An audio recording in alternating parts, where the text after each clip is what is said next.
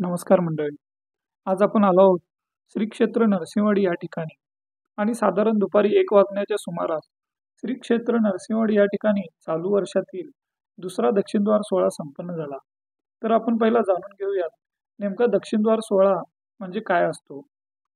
जेव्हा कृष्णा व पंचगंगेच्या पाण्याची पातळी वाढते तेव्हा कृष्णा नदीचे पाणी हे उत्तर दरवाजातून प्रवेश करून श्रीपाद श्री वल्लभ नरसिंह सरस्वतींच्या पादुकांवरून होऊन दक्षिण दरवाजातून बाहेर पडते. त्यास चढता दक्षिणद्वार सोहळा असे म्हटले जाते. व जेव्हा पाण्याची पातळी ही कमी कमी होत असते तेव्हा उत्तर दरवाजातून आलेले पाणी हे पादुकांवरून होऊन दक्षिण दरवाजातून बाहेर पडते, तेव्हा त्यास उतरता दक्षिणद्वार सोहळा असे म्हटले जाते.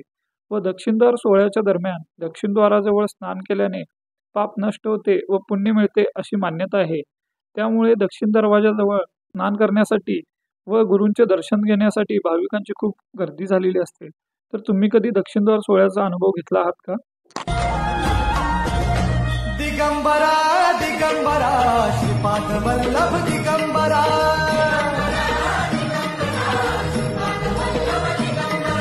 प्रथम अवतार दत्त गुरूंचा जन्माला पिठापुरा.